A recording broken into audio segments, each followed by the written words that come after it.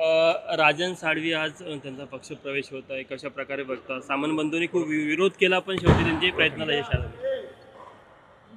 हे आता ज्या पक्षाने आपल्याला मोठं उपनेता केलं, आमदार केलं 2-2 दिवस चांगले आहेत. राजन साळवी म्हणजे एक चांगली व्यक्ती आहे, परंतु शेवटी पक्ष सोडणं हे कधी चुकीचं आहे. निवडणुकीतल्या एखाद्या पराभवामुळे पक्ष सोडणं हे तर सगळ्यात महत्त्वाचं चुकीचं आहे.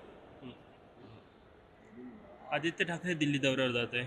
आज शरद पवारांची भेट घेणार का अशी चर्चा आहे, कारण की ज्या पद्धतीने काल नाराजी व्यक्त केली होती शिंदेच्या स्वागतानं याच्यानंतर. मग नाराज व्यक्त केल्यानंतर पुन्हा भेटायला कशाला जायचं? मला नाही वाटत असं काही त्या कामाला ते भेटायला जातात. स्वतंत्र काम असेल आदित्य साहेबांचं. इंडिया आघाडीच्या पदाधिकाऱ्यांना भेटणार आहे अशी चर्चा आहे. भेटतील ना, चांगली गोष्ट आहे ना, कारण शेवटी इंडिया आघाडी टिकली पाहिजे. भारतीय जनता पार्टीला एकत्रित विरोध केला पाहिजे, या सगळ्या भूमिका तर केल्याच पाहिजे.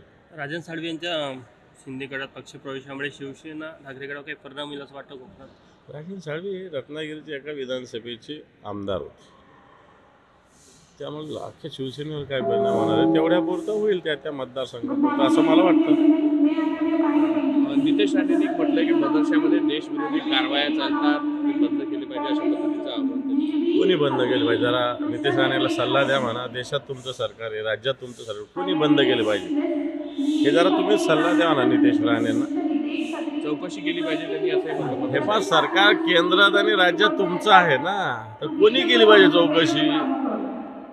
आम्ही केली पाहिजे का? काँग्रेसने जाऊन केली पाहिजे का? राष्ट्रवादीने जाऊन केली पाहिजे का? अरे तुमचं सरकार आणि तुम्ही चौकशी केली पाहिजे, म्हणजे तुमच्या सरकारमध्ये काडीची किंमत नाही तुम्हाला, असं त्याचा अर्थ आहे. Okay, thank you.